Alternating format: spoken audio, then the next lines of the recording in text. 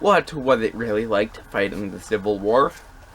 Although we often tend to think of the Civil War in dramatic terms, the most romantic and the most drastic parts, the big stories don't really summarize the actual lived experiences of the soldiers. Fighting in the Civil War was terrible. First, it was tedious. Second, you were often sick. And third, you were often over-medicated. First, fighting in life during the Civil War was tedious. Once enlisted, soldiers were never on their own.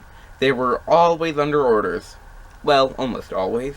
In this process, soldiers learned the particular brand of patience known as hurry up and wait. August Recounts made known why this was necessary. He said a soldier should, quote, learn to wait. A soldier's life is made up of waiting for the critical moments, unquote. There were many drills, too. Soldiers spend a majority of their time in camp drilling, with an occasional stint at guard duty or a long march. The diaries of Robert Watson confirmed this. They were full of talking about drills after drills after drills. They were long and hard. When they were not fighting or marching or drilling, they could sometimes relax.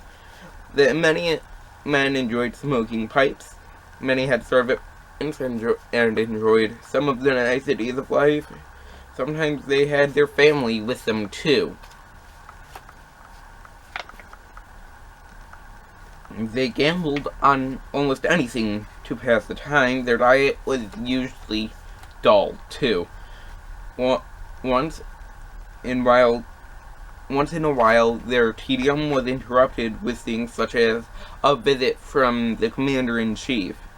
Once in a while, the tedium was even worse for those captured. Their lives consisted primarily of waiting. Secondly, soldiers were often sick. Around this time of year, especially in light of the recent pandemic, many get sick. Imagine the impact of putting thousands of young men together with little and limited hygiene facilities. Soldiers tried using rivers and lakes to stay clean, but many of the new recruits were from rural areas and had few natural immunities. It was worse for the new recruits as they developed immunity over time. Theodore Cherish recalled a time spent too long in camp when he wrote, quote, one of the most disastrous features of the gloomy situation was the terrible sickness of the soldiers.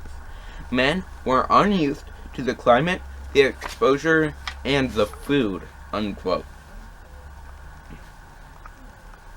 Many common viruses and infections thrived. There was little known about sanitation, and camps were nasty abodes. It was so bad that many soldiers tried self-immunization. Often a doctor was too busy or absent, so they resorted to trying to vaccinate by hand. They made a deep wound with whatever they could, usually on their arm. Then they punctured their fellow soldier's pistol and coated their wound with the overflowing lymph. It often ended poorly. If they were not sick so often, they almost certainly would not have tried doing this ever.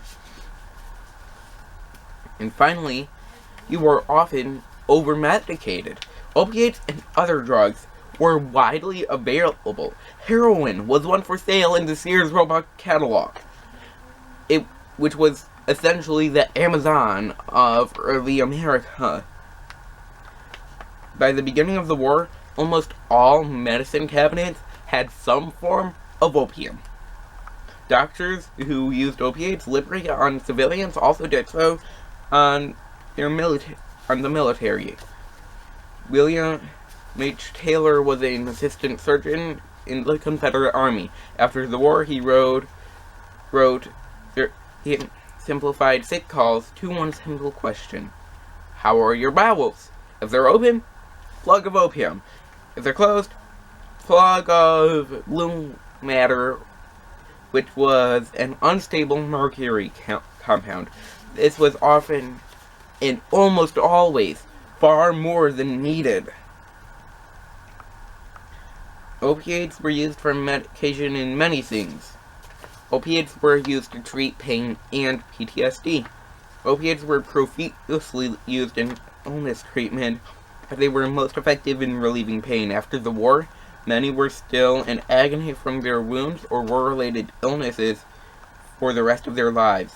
According to an 1868 study entitled "The Opium Habit," quote, named and shattered survivors from 100 battlefields, diseased and disabled soldiers released from hostile prisons, anguished and hopeless wives and mothers made so by the slaughters of those dearest to them, have found, many of them, temporary relief from their sufferings in opium, unquote. Opiates were often used to reduce fear and anxiety and to help soldiers sleep. Officers freely took opiates and alcohol on the battlefield and in camp, leading to many strange decisions. There are far too many examples of this to go into detail, but many medicines at the time led to lifelong addictions. All of these over-medications, as well as soldiers often being sick and their lives being tedious, show that although we often tend to think of the Civil War in the big stories, they were often, life for many was often just plain out terrible. Thank you.